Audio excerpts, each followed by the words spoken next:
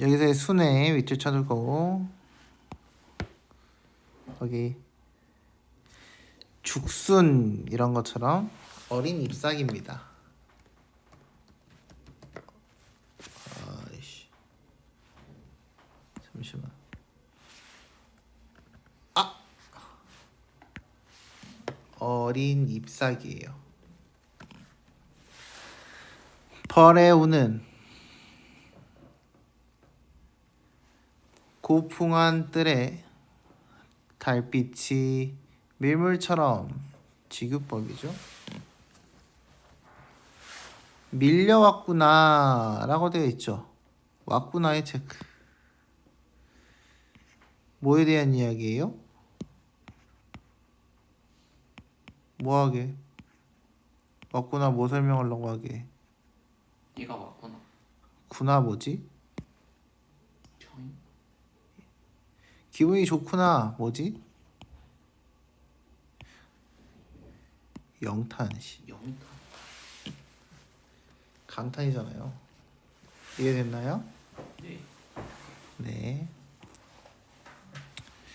달은 나의 뜰에 고요히 앉아있다. 나의 동그라미. 화자라고 보시면 되고요. 앉아있다. 앉아있다. 뭐냐? 사람이냐? 의인법. 오케이. 의인화. 의인법 써도 되고요. 의인법. 그리고 화자. 의인법과 의인이랑 차이가 있어요. 조금 나중에는 조금 달라요. 근데 뭐 너네한테 그거 구별하라고는 안 할 거야. 달은 과일보다 향그럽다의 밑줄. 달 지금 뭐 하고 있죠? 눈에 보이는 거죠? 네. 그렇죠? 시각. 달을 어떻게 표현하고 있어? 밝게. 향그럽다가 뭐죠? 냄새나게 생겼다. 그렇죠? 그래서 향기롭다라고 표현하면서 시각의 후각화에 대한 이야기입니다. 그래서 우린 이걸 뭐라고 해요? 공감각적 이미지라고 이야기를 하죠. 이해됐나요? 네. 이해됐지? 동해 바닷물처럼 청각이고요. 아니 청각이래. 지규법이고요. 그 다음에 동해 바닷물이라고 했으니까 바다의 시각이라고 체크하셔도 좋고요. 푸른 가을밤. 그쵸? 그래서 푸른도 시각이죠. 그래서 화자는 뭐에 대한 이야기를 지금 계속하고 있어요? 가을밤에 대한 이야기를 하고 있습니다. 가을에다가 계절이라고도 한번 적어주시고요. 밤에다가는 시간이라고도 한번 적어주시고요. 근데 좀 뭔가 이상하지? 뭐가 이상해? 뭐 좀 이상한 거 느껴지는 거 없어? 푸른 가을밤. 아니 전체적인 형식을 한번 봐봐. 시간이 어때? 아니 시행이 어때? 갑자기 줄어들었지. 이러면 어떻게 되는 거야? 호흡을 조절하면서 읽는 거잖아. 우리가 한 줄 끝나고 엔터 치면 쉬었다가 있잖아. 더 집중하게 만들어주고 있죠. 그래서 거기다 써주세요. 시행의 변주를 통한 호흡 조절 이라고 적어주세요. 그래서 이 부분의 내용이 바로 뭐예요? 시행을 가지고 갑자기 한 글자, 두 글자 이런 식으로 줄여서 푸른, 가을, 밤 이렇게 읽게 만들어주면서 가을밤에 대한 이미지를 좀 더 확고하게 가져갈 수 있게끔 도와주고 있다 라고 보시면 되겠습니다. 이해됐죠? 포도는 달빛이 스며 곱다. 포도는 달빛을 머금고 익는다 라고 했어. 그러면 달빛 때문에 포도가 더 예뻐 보인다라고 이야기를 하고 있지? 이해됐나요? 가을밤에 달빛이 포도를 잘 익어가게 만들어주고 향기롭게 만들어주는 거야. 그러면 포도가 중요한 게 아니라 가을밤에 달빛이 중요한 거지. 이해됐죠? 자, 순이 포도동쿨 밑에 어린 잎새들이 달빛에 젖어 호젓하구나 하구나의 체크. 뭐에 대한 이야기다? 영탄. 예, 영탄에 대한 이야기다. 그렇게 보시면 되겠습니다. 그래서 그냥 이건 뭐래요? 그냥 가을 밤에 달빛 받은 포도들이 익어가는 것을 보고 이야기하는 것이다 라고 보시면 되겠습니다. 이해됐죠? 다음 거 보겠습니다. 굴참나무는 굴참나무의 동그라미 얘가 이제 뭐예요? 시적 대상이 되겠습니다. 시적 대상. 공중으로 솟아오른다. 솟아오르다의 체크. 뭐라고 쓰시면 돼요? 지향적 이미지. 노노노. 올라가니까 심플하게 상승의 이미지.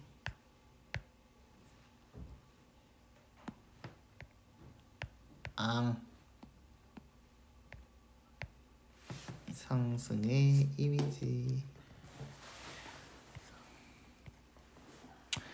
해만 뜨면 솟아오르는 일을 한다. 누가? 굴참나무가. 늘 새롭게 솟아오르므로 밑줄. 이게 바로 뭐에 대한 이야기예요? 굴참나무의 특징에 대한 이야기입니다.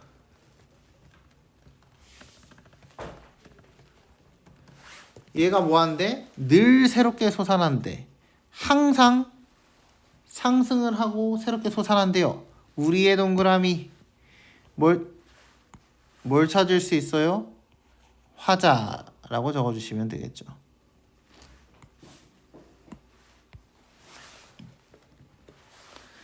우리는 굴참나무가 새로운 줄 모른다. 우리는 알아 몰라? 몰라. 굴참나무는 아침 일찍 눈을 뜨고 일어나자마자 대문을 열고, 자, 모른다까지 일단 자르시고요, 내용을. 일어나자마자 대문을 열고 안 보이는 나라로 간다. 화자가 움직이고 있어? 시적 대상이 움직이고 있어? 대상. 시적 대상이 움직이고 있지? 오케이? 내 거리 지나고 시장통과 철길을 건너 청관산 입구에 이르면 굴참나무의 마음은 벌써 달떠올라 해의 심장을 쫓는 예감에 쌓인다. 잘라보자. 지금 이 부분이 뭐예요? 늘 새롭게 솟아오르는 굴참나무의 모습이에요. 근데 나는 굴참나무가 어떻게 생겼는지 몰라. 세부사를. 네, 그쵸. 그냥 굴참나무가 그 자라는 모습을 좀 표현해 준 거죠. 근데 잘 봐봐. 굴참나무가 눈을 떠. 그치? 또 뭐 있냐? 대문을 열어. 그치? 예감에 쌓여. 뭐야? 싹 다 뭐만 할 수 있어? 사람만. 사람만 할 수 있지. 그래서 이건 뭐에 대한 이야기로 흘러가게 되는 거예요? 의인화. 그쵸. 의인법, 의인화에 대한 이야기가 되는 거죠. 이해됐죠? 그때쯤이면, 그때가 언젠데요? 아침에 눈 뜨고 해의 심장을 쫓는 예감에 쌓이는 시간에 대한 이야기죠. 아이들도 산란한 꿈에서 깨어나 자전거의 페달을 밟고 검은 숲 위로 오른다. 검은 숲 위로의 체크. 얘도 뭐하고 있어? 애들도 올라가고 있어. 둘 다 뭐예요? 굴참나무와 아이들 둘 다 뭐 상승의 이미지를 가지고 있다라고 보시면 되겠습니다. 그게 공통점이죠 지금. 볼이 붉은 막내까지도 큼큼큼의 밑줄. 뭐에 대한 이야기? 소리니까 뭐냐? 음성상징어, 의성어에 대한 이야기입니다. 기침을 하며 이파리들이 쏟아지듯의 체크. 뭐 지규법.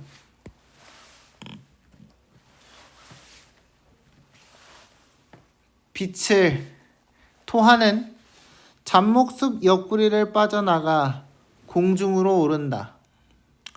나무들이 일제히 손을 벌리고 거기 나무들이 가로 열어봐. 일제히 손을 벌리고 가로 닫고 아이들이부터 가로 열고 아이들이 일제히 손을 벌리고 가로 닫고 어때요? 문장 구조가 어때요? 똑같죠? 그렇죠? 대구법입니다. 대구법. 대구법이 뭐라고 했죠? 통사 구조의 나란한 반복 이라고 이야기를 했었습니다. 기억나죠?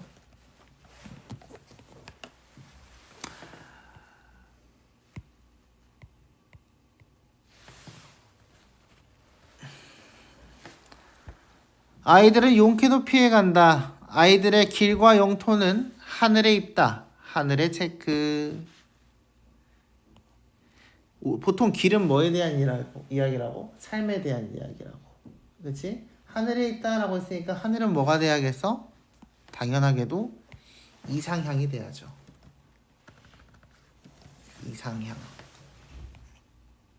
이해됐나요? 네. 그곳에서 새들과 무리지어 비행할 수가 있다. 누가? 아이들이 누구와? 새와 무리지어 비행할 수가 있다 라고 했으니까 새들과 함께 날 수 있어요 라고 이야기를 하고 있지.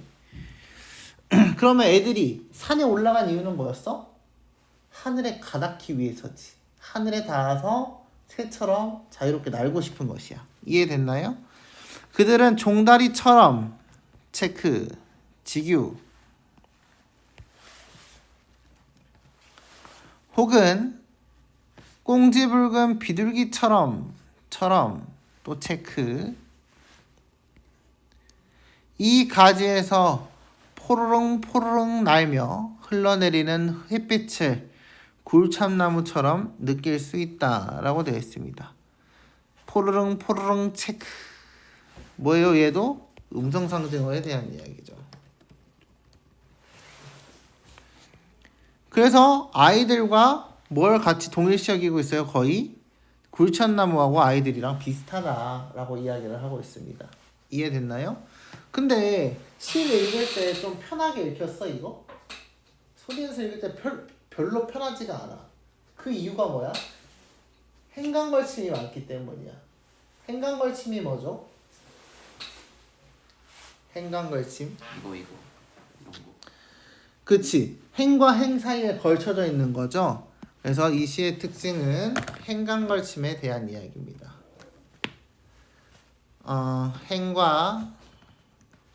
문장이 행과 행 사이에 걸쳐 있음. 이게 지금 행간걸침에 대한 이야기죠. 이게 됐죠? 네. 그런 내용이 주로 이룬다라고 보시면 되겠네요. 1번부터 보겠습니다. 가하나의 공통점으로 가장 적절한 것은 인물을 호명하는 방식이다. 인물을 호명 밑줄. 그러면 뭐가 쓰여야 돼요? 여기에는 돈호법이 쓰여야 합니다. 돈호법이라고 적어주시고 돈호법이 뭐예요? 체험 플러스 호격조사. 뭐 있어요? 아 혹은 야 이런 것들이 있다라고 보시면 되겠습니다. 아, 야 알겠지?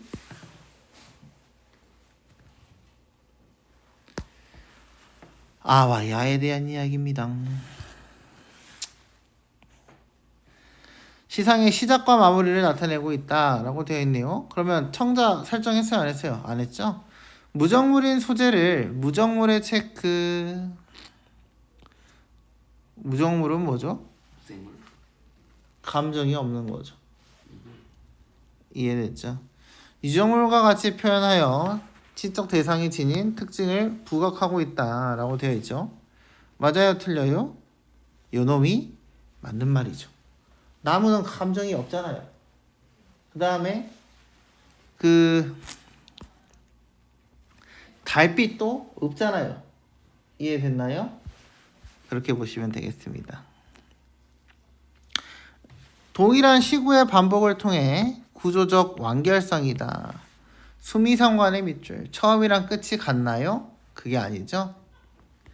시간의 역행을 나타내는 어휘를 사용했다. 역행을 나타내는 어휘. 뭐에 대한 이야기? 어제, 그제 이런 것들에 대한 이야기죠.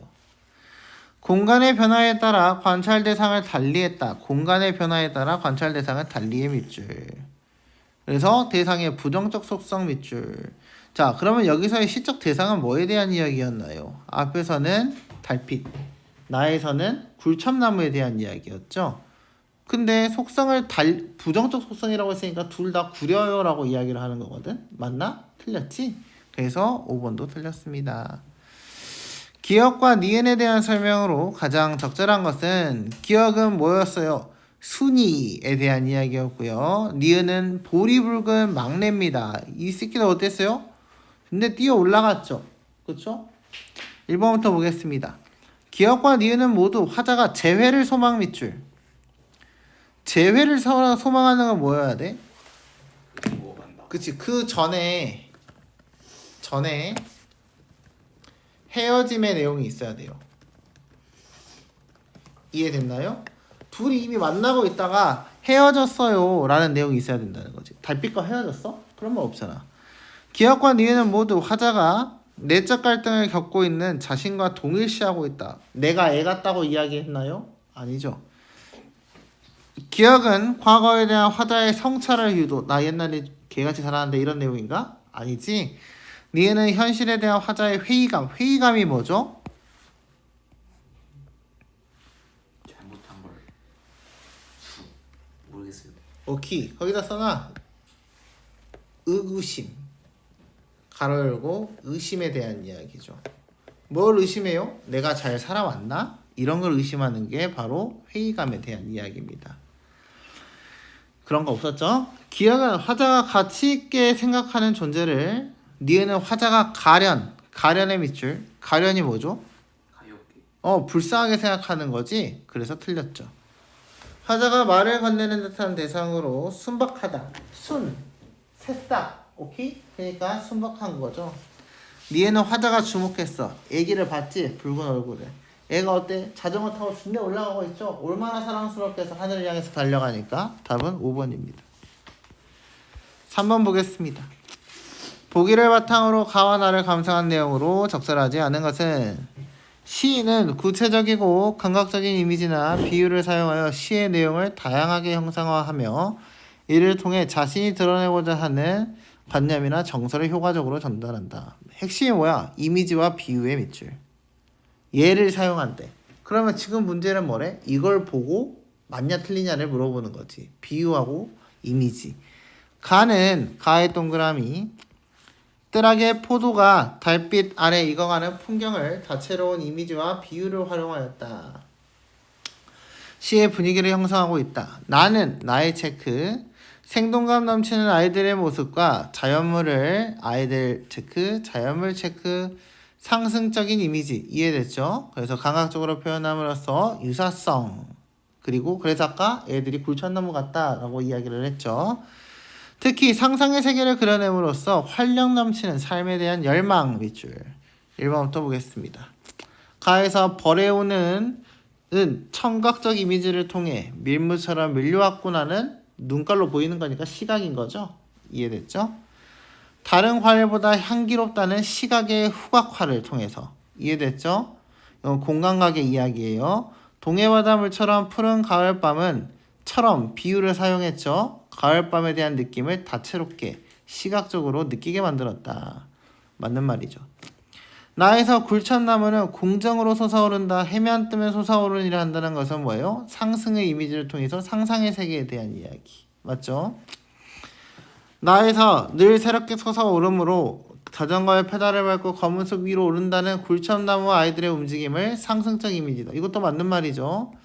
그들은 종다리처럼 혹은 꽁지붉은 비둘기처럼 이 가지에서 저 가지로 나는 것은 아이들과 굴참나무 간의 형태적 유사성 밑줄. 형태적 유사성은 뭐에 대한 이야기예요?